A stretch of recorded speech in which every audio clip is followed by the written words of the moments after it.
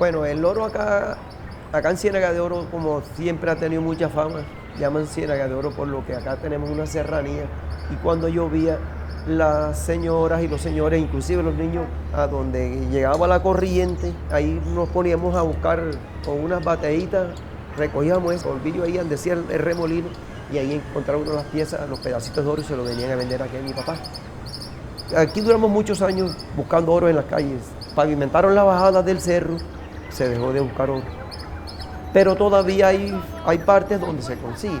Se consigue en Nariguera, por acá, por las regiones, por los caseríos, piececitas indígenas, barrilitos, anillitos pequeñitos que elaboraron los indígenas acá.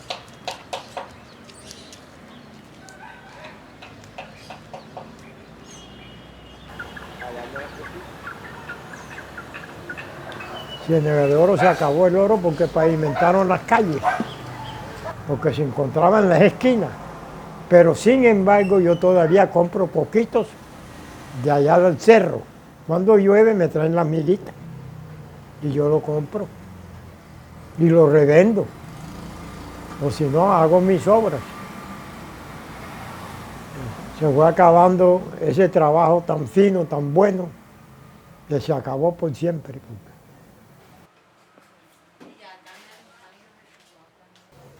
Mi maestro se llamaba Julio Chica. Le enseñó a 18 joyeros. De los 18 estoy yo solo apenas. Los demás todos se acabaron. El papá de los Juranes fue compañero mío. Y él enseñó a sus hijos, como lo enseñé yo a los míos.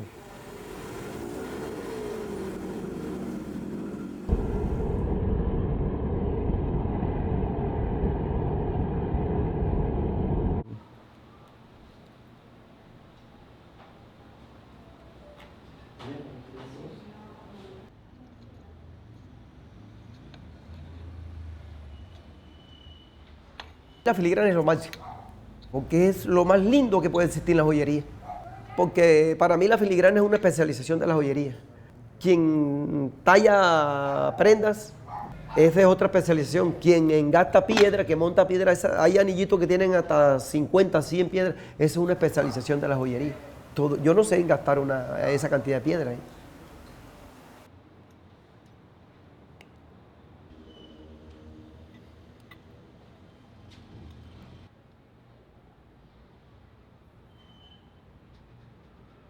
Ahora se le aplica la soldadura y queda lística.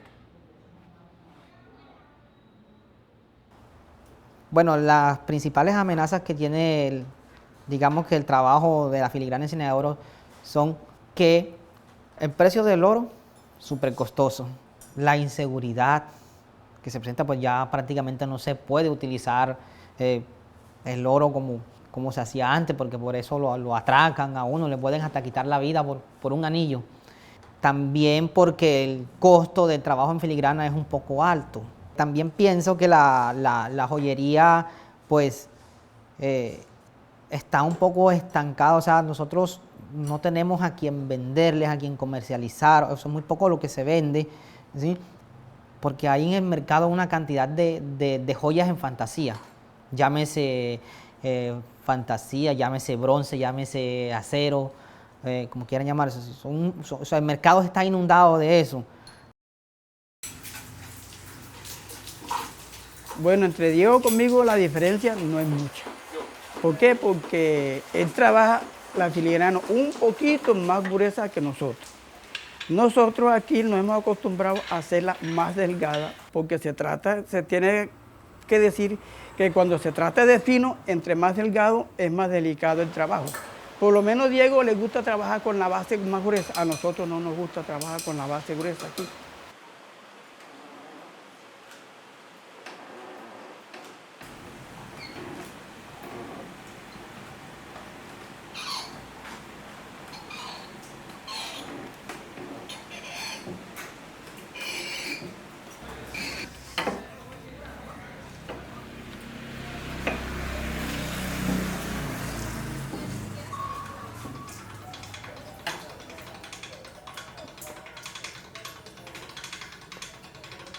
Yo tenía aproximadamente unos 16, 17 años más o menos.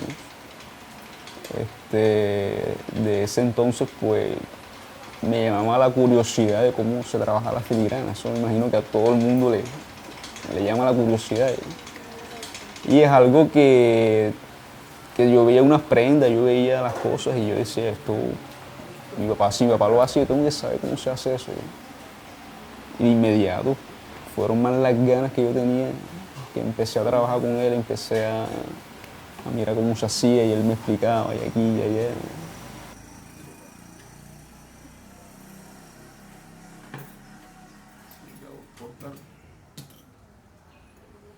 Cortarlo hasta con la misma parte suavecita.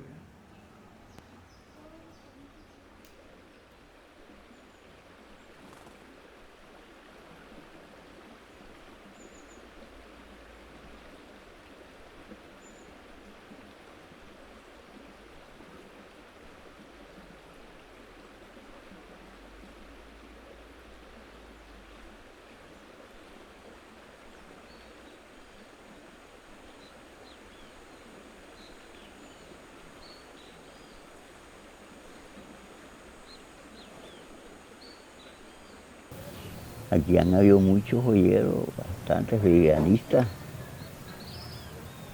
Y todos tenemos esa cuestión de que nos preguntamos.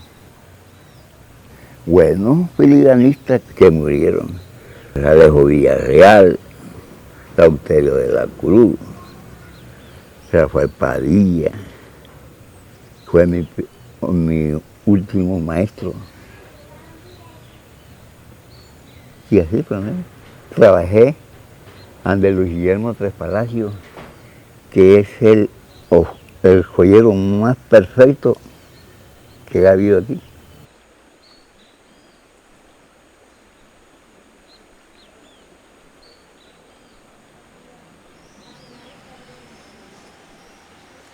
Él era un militar, cogía al aprendiz y lo ponía cerca de la paila y le decía, bueno, entonces va a cuajar el agua y usted le va dando vueltas con el palote hasta que cuaje el agua.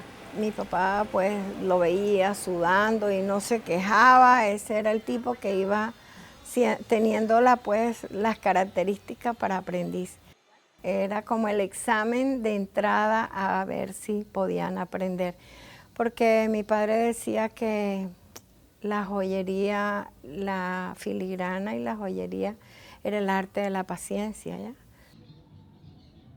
Él dibujaba en un papel el diseño que se le ocurría y al día siguiente a un compadre que era Pupo, el herrero, le pedía que le hiciera el tambor, el cilindro en hierro para poderlo esculpir.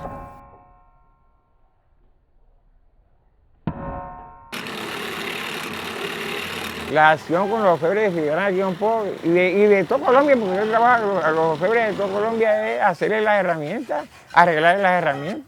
Sé ramos de joyería, de orfebrería, porque yo con el hermano mío aprendí en Bogotá, duré con él un año, con Juan José. Entonces yo sé más o menos, hágame una herramienta para tal cosa, entonces yo sé cómo es, yo se la hago.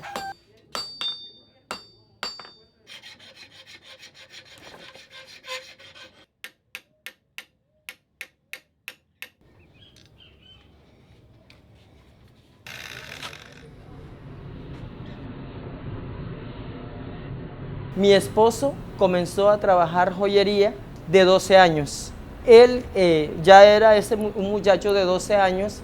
Este taller ya tenía 57 años que tenía el papá de él. El papá de él se llamaba Guillermo Herrera Bolaños. Y él fue joyero desde niño, por ahí tipo 10 años, porque el papá del abuelo también lo puso a trabajar desde muy niño. O sea, imagínense, este taller tiene toda esta trayectoria en esta misma casa. La ética de trabajo de mi esposo, él solamente le gustaba trabajar oro, no le gustaba trabajar plata, porque él decía, es un trabajo pulido para desperdiciarlo en plata, y la plata no vale nada.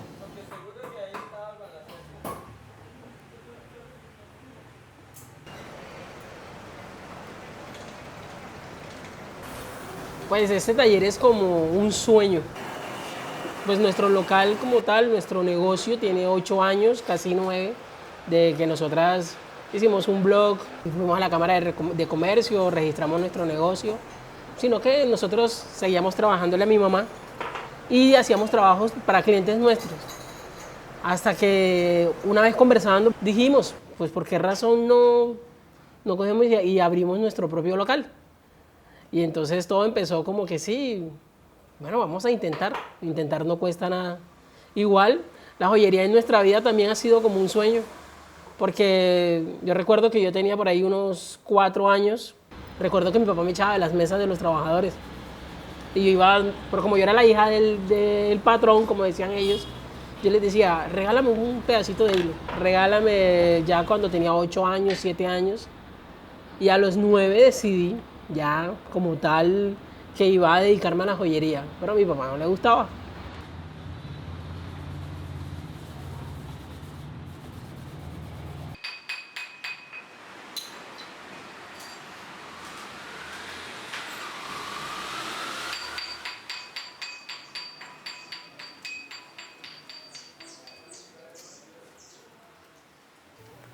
Bueno, como le digo siempre, que esta filigrana es todos los días, no es lo mismo que uno me imagino hacer las cosas mejor, impresionar. Me gusta trabajarla aquí, nada más, cordón, hacer la piececita y meterle figuritas, porque a las que compran les gustan son las figuritas, y esto para acá y esto para acá, y uno tiene que ingeniarse para poder vivir, porque sí. En una palabra, la vida mía está en la filigrana.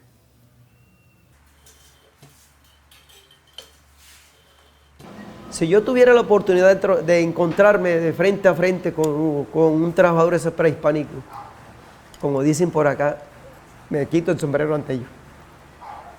Porque son unas piezas, a pesar de que no tenían pinzas, no tenían lima, no tenían los medios para trabajar, unas piezas tan preciosas que no tienen comparación con nada. Esas personas son las personas más inteligentes que pisaron la tierra.